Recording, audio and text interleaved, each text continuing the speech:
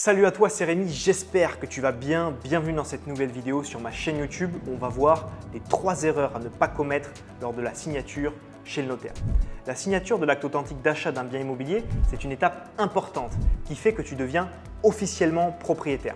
À partir de là, c'est à toi de jouer, de rénover, de mettre en location et bien entendu, le but est de gagner de l'argent avec ce bien par la suite. Mais attention, il y a des erreurs à ne pas commettre lorsque tu passes chez le notaire, on va les voir ensemble maintenant.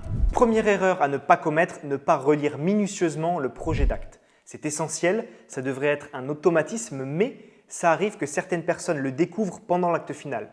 Une fois que tu as acheté, c'est à toi, tu ne peux pas dire que tu n'étais pas au courant. Et le souci, c'est que si tu cherches à faire des modifications le jour de l'acte, en général, ça va mal se passer. Les notaires sont pressés, les changements que tu voudras faire ne seront pas forcément en accord avec le propriétaire qui peut s'énerver et ça peut faire capoter une vente. Mon conseil, relis bien le projet avant la signature et fais changer tout ce qu'il y a à changer via ton notaire qui en discute directement avec le notaire vendeur. Ça peut paraître un petit peu long car on se transmet les uns les autres les informations, mais les notaires sont là pour faire tampon, pour tempérer leurs clients et faire en sorte que ça se passe clairement mieux comme ça que si on débat en public lors de la signature finale. Et en plus, bien entendu, tu dois le faire également avant le compromis. Vérifie tout ce qui peut t'importer, le droit de faire de la location courte durée, les servitudes, etc. Deuxième erreur à ne pas commettre, ne pas visiter le bien le jour de la signature de l'acte final. Tu dois vérifier que c'est pareil que lorsque tu as signé le compromis, que les meubles qui devaient être présents le sont bien, qu'il n'y a pas eu de dégâts des eaux, qu'il n'y a pas de squatter, etc. Il est impératif de vérifier que tout est en ordre, ça va te permettre d'être rassuré sur le bien que tu signes et qu'il n'y ait pas de souci. Après, tu deviens propriétaire, tu ne pourras pas revenir en arrière, c'est ta responsabilité de vérifier que tu signes un bien que tu as visité le matin même et donc que tu es en accord avec ce que tu as vu. Troisième erreur à ne pas commettre, arriver à la signature de l'acte authentique sans avoir d'assurance P&O, propriétaire non occupant.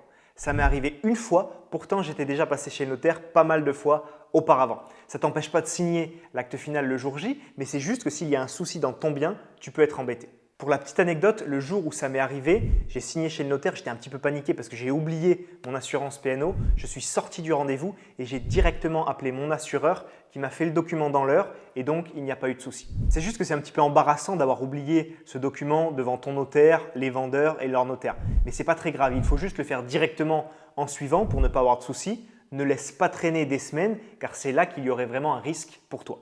Et maintenant, quelques informations bonus pour compléter ce qu'on a vu dans cette vidéo. Premièrement, pense à prendre ton chéquier pour régler ce qu'il y a besoin de régler si besoin avec les prorata de taxes foncières, de charges de copropriété, etc. Deuxièmement, prends bien 2 heures de ton temps, surtout si c'est ton premier bien, la première signature, car c'est assez long. Tu peux demander des explications, les notaires ils sont là pour ça et vérifie bien toutes les infos personnelles et aussi sur le bien.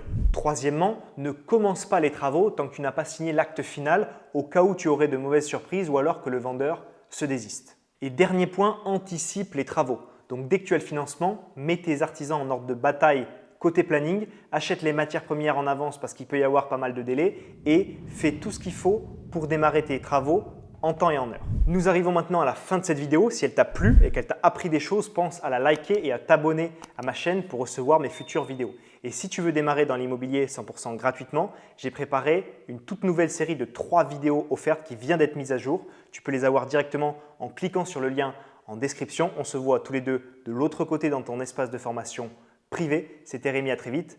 Ciao, ciao.